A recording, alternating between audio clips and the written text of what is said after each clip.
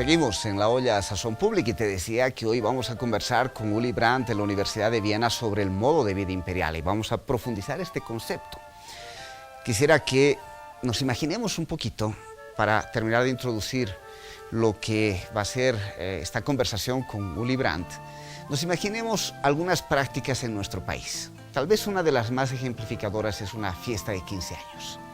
En una fiesta de 15 años, especialmente para las mujeres, en esta visión todavía profundamente patriarcal de nuestra sociedad, vestimos a nuestras hijas, hermanas, sobrinas, primas, de princesitas europeas, les colocamos inclusive coronas en esta lógica de la princesa, bailamos un vals que está muy ligado a la época imperial del siglo XVIII, del siglo XIX en Europa, y generamos una ritualidad de presentación de la niña cuando cumple 15 años de edad y le ocurre la primera menstruación o alrededor de la primera menstruación, por tanto es presentada a la sociedad en una suerte de ritualidad. En algunos sectores medievales europeos vinculados a las cortes, a los reyes, a los príncipes, a los condes, a los duques, donde se presentaba a las hijas cuando podían ya tener familia, porque se establecía alianzas económicas, se la presentaba un poco como parte de una mercancía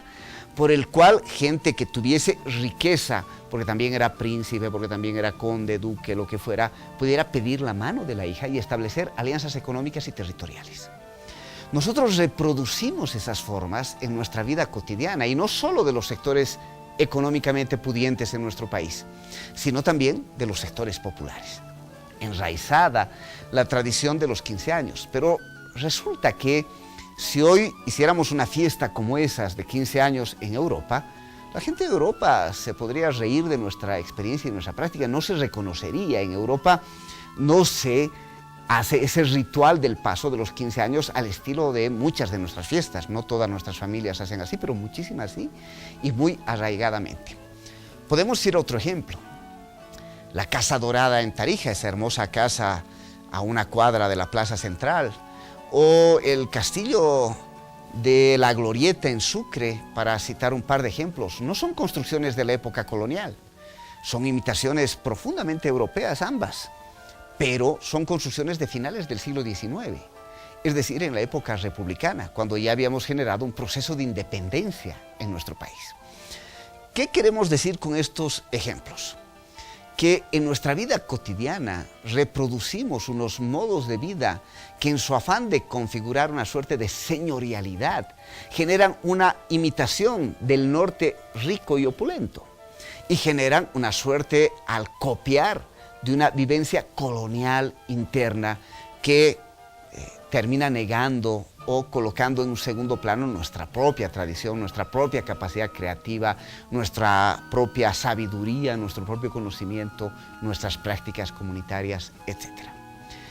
Eso de que ocurre en países como los nuestros se conecta con la construcción de un imaginario, una subjetividad, una manera de vivir los sujetos en el norte del planeta. A eso, les decíamos, de eso nos va a hablar justamente Uli Brandt de la Universidad de Viena, sobre el modo de vida imperial. Así que lo que te propongo es escuchar ahora a Uli Brandt y qué está entendiendo, qué nos está planteando y cómo conecta con esa nuestra colonialidad, con esa nuestra señorialidad, ese modo imperial que hace parte de la vida cotidiana, según él, de la mayoría de las personas en el norte del planeta. Uli Brandt de la Universidad de Viena, aquí en La Olla Sazón Pública. En La Olla Sazón Pública hoy vamos a compartir con un amigo con el que hemos intercambiado varias veces, hemos aprendido bastante. Ulrich Brandt, docente en la Universidad de Viena, pero fundamentalmente un militante de las luchas sociales en Europa, en América Latina. Uli, bienvenido a La Olla Sazón Pública, bienvenido a Buenatambo, la red de la diversidad. Gracias por la invitación. Uli, tú trabajas un tema que podría ayudarnos a comprender las relaciones que tenemos desde los países del sur con los países del norte, y esta suerte de noción permanente de querer parecernos a. Y para entender mucho de eso, hay una manera en que se configura el mundo y tú sueles hablar para explicar un poco esto del modo de vida imperial. Cuéntanos un poco, ¿qué es eso del modo de vida imperial? Inventamos el concepto hace algunos años para entender en Europa, en el norte global, por qué a pesar de cierta o bastante conciencia de la crisis ecológica, de otras dimensiones de la crisis, por qué no se cambia algo, por qué la gente mantiene sus prácticas.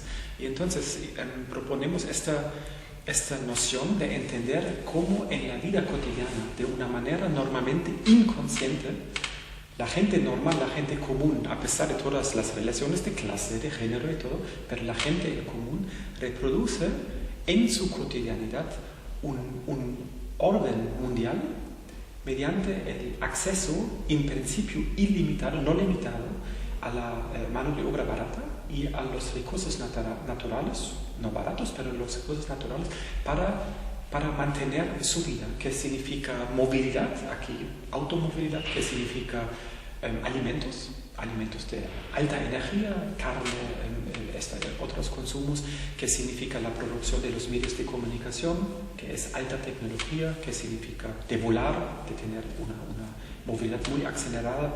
Y cuando dices de volar es viajes aéreos, sí. Tomar avión, para decirlo más claramente. Sí. Entonces, ¿cómo? Bueno, por eso lo invitamos. Y para entender bien que Antonio Gramsci, un teórico marxista italiano, inventó el concepto de la hegemonía, cómo se ejerce el poder mediante cierto consenso de los dominados, de la gente común. Y nosotros decimos, a pesar de la crisis, a pesar de una experiencia de mucha gente, de una polarización social creciente en el norte global, a pesar de los élites que actúan en la crisis de mantener sobre todo su posición social, a pesar de todo eso, estabiliza la cotidianidad de mucha gente, no de todos, pero de mucha gente, y que crea cierto consenso, cierta aceptación pasiva, activa de las relaciones sociales. En los últimos años, también en nuestro trabajo común en América Latina, y tú estuviste en Europa, otros compañeros, compañeras, también entendimos que se puede entender también cómo la cotidianidad en el sur global, las relaciones de colonialidad, las relaciones de explotación, las relaciones de subordinación, tienen que ver con este modo de vida imperial, la cotidianidad del norte global. Y no negamos que hay estrategias del capital, no negamos que hay políticas geopolíticas, no negamos que hay políticas de explotación, pero también la cotidianidad en el sur global, de la gente, de los trabajadores, de la naturaleza, de la insostenibilidad de esos procesos de apropiarse de la naturaleza, de los recursos, y esta cotidianidad en el norte global. Y yo creo, como innovación, tal vez podemos contribuir a los debates en el sur global, que en muchos casos se quedan a nivel nacional. ¿Qué pasa en Bolivia? ¿Qué pasa de la manera problemática, pero también de la manera progresiva? ¿Cómo piensan ustedes las alternativas en Bolivia? Y normalmente lo internacional son los Estados Unidos, los transnacionales, la geopolítica.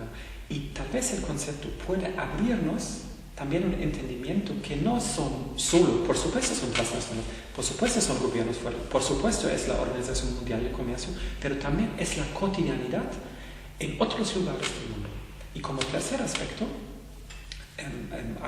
decimos que no es solo la historia del colonialismo, digamos la cotidianidad del colonialismo en el norte global y en el sur global, de una manera tan diversa, pero también tan interrelacionada, sino también que en los últimos 20 años, con el auge dinámico de países como China, como Brasil, pero también las clases medias en Bolivia y en otros lugares, como este modo de vida imperial es muy atractivo para las clases medias en otros países del sur global siquiera, o en China, que hoy en día 200, 300 millones de personas viven este modo de vida imperial en China mismo, porque tienen ingreso, tienen un modelo de tener coche, de comer carne, de tener una casa más grande, todas las cosas que son legítimos, No es un concepto que moraliza, pero es un concepto que quiere entender que todavía en el mundo, obviamente, el modo de vida imperial es atractivo. Y ese para nosotros es el punto de partida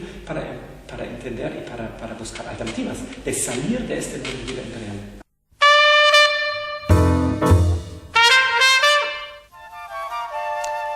Ully Brandt nos ha introducido a este concepto del modo de vida imperial.